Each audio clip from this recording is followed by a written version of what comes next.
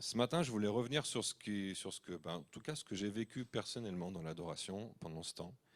Et peut-être que ça éclairera certains et que ça peut aussi permettre à certains parmi nous d'avancer sur le chemin qu'est cette maison et de prendre ce qu'est à prendre et de laisser ce qu'est à laisser. Quand on partage un peu comme ça les choses, il y a forcément des choses qui ça résonne chez vous, puis d'autres ça résonne pas.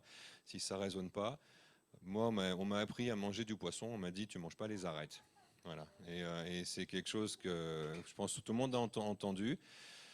Tu manges une truite, tu manges la truite, mais tu manges pas les arêtes. Donc ce qui te pique, ce qui te hérisse, ce qui est contre ta doctrine, ta théologie, ce que tu crois, peut-être que Dieu veut te challenger sur ce point, mais si c'est trop irritant, laisse de côté, laisse reposer, et puis quand ce sera apaisé dans ton cœur, peut-être que Dieu te parlera à nouveau. Mais si Dieu ne te parle pas, c'est qu'il faut laisser les choses de côté. Donc il y a tout ce tri qu'il faut faire sur ce qu'on vit, sur ce qu'on expérimente. Et là, il fait limite frais, là. Hein? Dès qu'on parle température ici, il y a le clan des pour et le clan des contre. Il y a ceux qui ont toujours trop chaud, et il y a ceux qui ont toujours très froid. Ah, il y en a quand même, il y en a, ils ont levé la main. Trouvez l'espace qui vous convient où il y a plus ou moins de clim. Après, cette rangée étant vide, je pense que c'est parce qu'il y a un courant glaciaire. C'est réservé là? C'est réservé. Aux hommes, que aux hommes. Alors, aux hommes de Dieu. Hein. Vous arrangez avec le prophète là. Alors, on a tous un cœur circoncis, on va le déclarer ça. Notre cœur est circoncis, il appartient à Jésus. C'est compliqué de faire des annonces ou de reprendre quand on est en mode famille. Mais je pense et j'espère que vous le percevez ça. Qu'on n'est pas dans une conférence où on vient donner des grandes leçons et des grandes choses comme ça qu'on veut imposer à tout le monde, mais qu'on est comme dans une famille. Et moi, je sais, quand on est en famille, y a des gens qui ont une place toute particulière, qui sont au bout de la table, qui sont au siège d'honneur. Donc, on va changer dans ce sens tout à l'heure. Et on est heureux de les honorer. Et donc, je suis très, très heureux qu'il y ait Carlos. Donc, si vous n'avez pas vu que Carlos Payan était là ce matin, on veut accueillir Carlos dans la maison de Jean, qui est parmi nous. Parce que ce matin, il y avait tellement d'annonces à faire qu'on n'a pas pu annoncer qui était là. Voilà. Et puis, on a Jean et Caroline qui sont là. Hein, voilà. Et moi, ça me permet de marcher un peu, comme ça, je fais tourner mon compteur. Il y a Florence Maréchal qui est là aussi. Et on va rester par là parce qu'ils sont mieux en arrière, mais il y a Samuel, Élise et Evan. Evan, il est à côté, qui sont là, de Chambéry. Et attends, je vais aller par là-bas parce que là-bas, on a parlé de la Bretagne ce matin, mais il y a Marie-Christine qui est là. Voilà. On a Myriam Aguila, ma sœur. Le Liban, on va te placer dans cette partie du monde. Ça te convient ou dans ton cœur? Du sud? Ah mais le Liban c'est au sud. C'est loin au sud mais c'est un peu au sud quand même. Le sud de la France et le Liban. Et est-ce que j'oublie quelqu'un? Tirez-moi les oreilles. Et après il y a tous ceux qui comptent vraiment.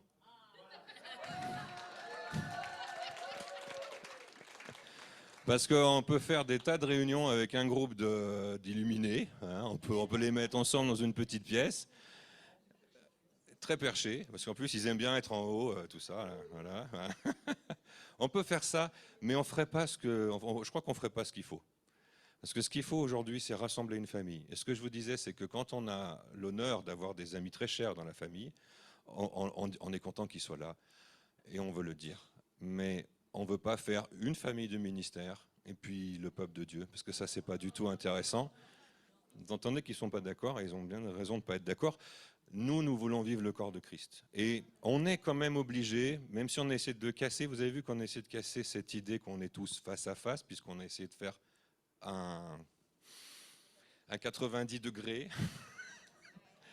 On a essayé d'envisager les choses autrement que ce qu'on fait d'habitude, parce qu'on ne veut pas être dans le frontal. Et même si on est un peu obligé à cause de la place, mais dans notre cœur, ici, on voudrait l'idéal, ce serait un grand rond, avec un feu de camp au milieu. Alors là, c'est compliqué. C'est mes rêves à moi, ça. Hein. C'est pas forcément les rêves de tout le monde. mais dans lequel on est tous la même place, tous le même rang, qu'il n'y ait pas de rangée réservée, qu'on n'ait pas de gens qui sont avec un micro ou d'autres qui n'ont pas de micro. Euh, et oui, c'est vrai ça. Oui, oui, c'est vrai. Mais moi, je défends les salariés. Voilà. Du royaume. Comme ceux qui ne sont pas du royaume, je défends ceux qui ont besoin d'être défendus. Parce que je crois qu'il faut être juste dans la vie et que c'est ainsi que Dieu m'a demandé d'agir. Non pour la destruction, mais pour l'édification. Voilà, parce que ça, je crois que faut le préciser aussi. Mais on est une famille, et cette famille aujourd'hui, l'idéal quand on est en famille, vous vous rappelez tous un peu votre école du dimanche ou votre catéchisme, les Hébreux dans le désert, 40 ans, ils voyageaient en... Alors, qui c'est qui a dit taxi? Mon frère. Uber. Uber moins cher que taxi quand même. Hein. Fais gaffe. Ils voyageaient en tribu. Ceux qui m'ont dit chameau, il n'y a pas beaucoup de chameaux, hein, des dromadaires dans ce coin du monde, pas des chameaux. Et les chameaux, c'était signe de très grande richesse. Voilà. Abraham en avait, mais c'était signe de très très grande richesse. Abraham était très riche. Quand les Hébreux ont traversé le désert pendant 40 ans, ils étaient en tribu, tribu par tribu, famille par famille. Et aujourd'hui, je crois que dans le chemin sur lequel on est, sur les chemins, les sentiers, les messilotes, les routes élevées, ce que nous empruntons dans l'adoration, il faut rester en famille. Et l'idée, c'est pas qu'on ait, comme au Tour de France, la voiture balai au fond, avec tous ceux qui n'en peuvent plus, qui sont crevés, qui vont mourir, j'arrive plus à avancer. Il faut qu'on ait un seul peloton qui avance. Et aujourd'hui, c'est le peloton. Personne ne sait tout le monde sait ce que c'est un peloton. Hein, pas d'exécution. Hein, un peloton vélo. Voilà. J'aime bien faire des blagues aussi. Hein, faut faire attention. Il y en a qui ont ri quand même, Carlos. Ils ont bon cœur, ils ont bon fond. Ça, c'est une famille que j'aime bien d'ailleurs, au passage. Mais je crois aujourd'hui, le Seigneur nous attend sur cette idée de rester ensemble. Et l'adoration, ça peut parfois être un sujet de distance, de distanciation, où certains vont dire, ah ben moi je vais très très haut avec le Seigneur, puis moi je suis resté en bas. Ou si on doit parler de verticalité. Et l'idée, c'est pas ça. L'idée, c'est d'arriver aujourd'hui, c'est en tout cas le temps que je veux prendre là, c'est d'essayer de dire, moi j'ai vécu quelque chose, peut-être que vous avez vécu différemment, et je vous encourage à aller écrire ce que vous recevez sur les papiers qui sont là-bas.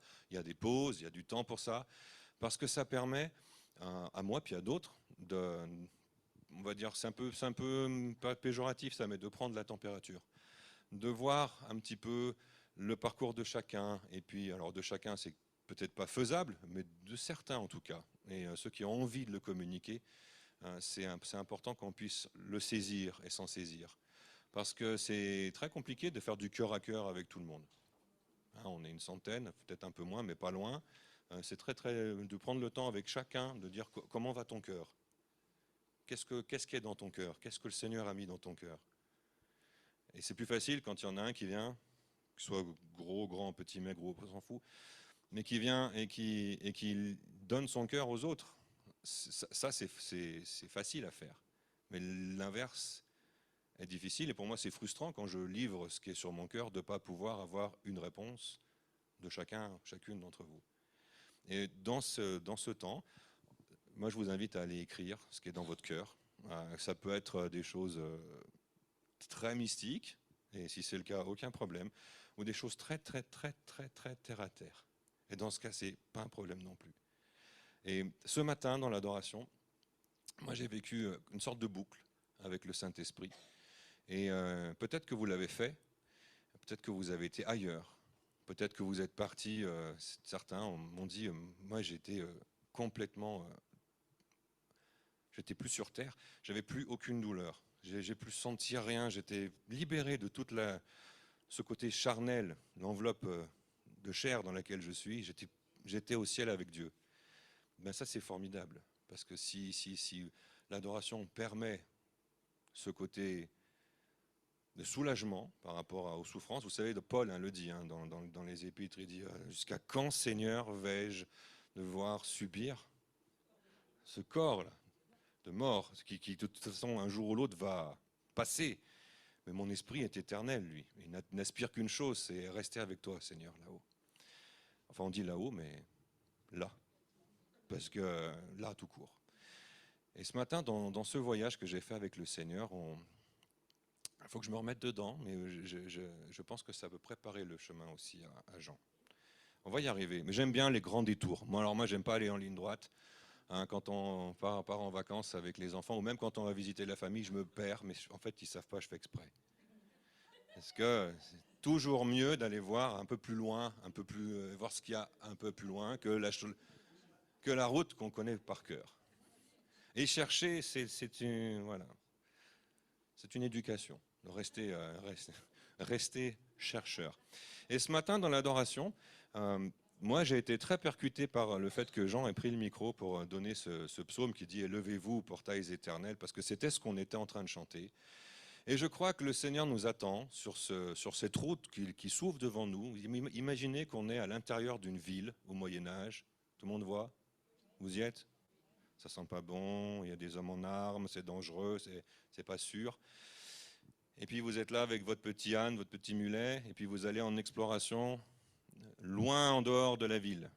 Et puis les gardes ouvrent les portes, puis vous vous dites, oh là là, il va falloir sortir, il va falloir sortir. Qu'est-ce qui m'attend sur la route? Eh bien, il y avait le psaume de ce matin, le psaume 24. 24, c'est ça. 24-7. Ah oui, là pour les louangeurs, ça c'est vraiment bien ça. 24-7. Hein. On ne s'arrête jamais. Jean, ça suffit, hein. Les prophéties, ça suffit. Hein. Donc, on est là sur le point de sortir de cette ville dans laquelle on est tellement en sécurité. Mais cette ville, c'est quoi? C'est qui? C'est nous. Et quand on rentre sur ce chemin d'adoration et qu'on sort de notre confort, de nos sécurités pour aller dans l'inconnu, pour aller chercher une route qu'on ne connaît pas, eh ben, il faut à un moment donné que les portes s'ouvrent. Alors là, j'ai vraiment aimé le fait que Jean arrive avec ce... Parce que j'en étais là dans mon voyage. Parce qu'on peut dire, oui, c'est facile, les ministères, ils savent tout d'avance. Non, non, je vous assure, on ne sait rien d'avance. Et on ne veut pas savoir d'avance, parce qu'on veut faire ce que le Seigneur veut qu'on fasse, là, dans l'instant. Et préparer, planifier, organiser, on peut le faire, on sait faire. Mais ce n'est pas la même démarche que celle dans laquelle on est pour cette maison de Jean. Et au moment de sortir de cette ville dans laquelle on se sent si bien, qui est notre vie de confort, eh ben, le Seigneur nous dit, écartez-vous les portes, levez-vous les linteaux, ouvrez grand les battants, et que le roi fasse son entrée. Alors moi, j'aime bien quand je pars en promenade, savoir que devant moi, c'est pas Garmin, c'est pas Waze, mais c'est Jésus. Devant moi, c'est le roi des rois qui ouvre un chemin et qui trace une voie. Et dans ce voyage dans lequel on était, que j'ai fait ce matin avec le Seigneur, ça me parlait d'ouverture de mon corps, d'ouverture de mon esprit, d'ouverture de mon cœur, à plus d'amour, à plus d'acceptation, mais aussi à plus de lui et moins de moi. Et on est allé, je vais faire court parce que je ne vais pas faire toute la boucle, mais on est allé, mais il y en a qui disent oui, gentiment. C'est bien quand vos parents vous encouragent comme ça, il faut prendre, hein, c'est bien ça sert. Hein. On avance. Et au bout de la route, où est-ce qu'on est allé ce matin? Le Seigneur nous a ramenés là où est la maison de Jean, en fait, la maison de Jean dans laquelle on est ces jours-ci. Tout est centré à Jérusalem, et il a ramené la maison de Jean à Jérusalem ce matin dans mon esprit. Et on est retourné adorer à Jérusalem, adorer à Sion. Ça, c'est un truc, les amis, quand on comprend, enfin, moi, ce que j'ai compris, j'ai trouvé ça tellement beau et tellement fort de se dire qu'on n'a pas besoin de prendre un billet d'avion, on n'a pas besoin, on l'a fait, hein, pour certains, on l'a fait ensemble en plus, hein, on y allait ensemble. On n'a pas besoin de prendre un billet d'avion, on n'a pas besoin de mettre des jours de vacances de côté. On peut aller adorer à Sion en esprit. Et ce que j'ai vécu ce matin, c'est véritablement ça, c'est retourner à Jérusalem. Alors, il y a certains rabbins qui disent que c'est là où le monde a été créé. Enfin bref, il y a toute une théorie sur ça. Moi, je sais que dans la pensée de Jean, tout vient de Jérusalem et tout retourne à Jérusalem. Et qu'il faut, dans ce sens, qu'il ne faut pas oublier nos frères et nos sœurs juifs. Et que même si nous, dans notre christianisme, notre christianisme actuel, avec la révélation que Jésus était juif et que c'est le roi des juifs que nous adorons, des fois on a tendance à remplacer un peu les choses ou à mettre de côté un peu le peuple juif. Et là, ce matin, c'était très fort pour moi de dire, je retourne avec mes frères, je retourne avec mes pères, adorés à Jérusalem, et toutes les nations, toutes nos origines, quelles qu'elles soient, tout ce qu'on porte en nous, retourne avec nous à Jérusalem. Et quand on a cité nos villes, alors moi j'ai cité les villes et les villages qui sont autour de chez moi, parce que c'est ceux que je connais et que j'aime, puis j'ai cité aussi parce que j'avais un micro, que c'était facile, ceux de mes amis que je connais bien, mais j'ai pas pu citer forcément le vôtre, précisément. J'espère que vous l'avez fait ce matin, et que vous avez amené votre ville devant le trône de Dieu, parce que je crois que c'est ce qu'il attend de nous, quand on est dans un temps, dans l'adoration, où on va intercéder, et c'est ce qu'on faisait à ce moment-là, non plus de l'adoration, mais de l'intercession. Emparez-vous de ce que Dieu veut libérer sur vous, mais aussi sur la bénédiction qui vient sur ceux qui sont autour de vous. Parce que vous apportez, vous répandez la bénédiction autour de vous, là où vous êtes. Et je vous encourage à voyager dans l'adoration, à laisser votre esprit, non pas divaguer, mais à laisser votre esprit être saisi par ce qui se passe. On peut arriver à faire des voyages en commun. Moi, ce qui me rassure, c'est qu'il y a plusieurs personnes qui ont partagé cette même expérience ce matin. Et je vous encourage à laisser votre esprit ouvert à ce que le Saint-Esprit, le Saint-Esprit, esprit ouvert à ce que le Saint-Esprit, c'est une répétition, ça me, voilà. Ouais, c'est trop, hein. Carlos, un petit coup de main? Non. Que votre esprit soit ouvert à l'Esprit Saint, comme ça passe mieux, en toutes circonstances, mais aussi dans les temps d'adoration.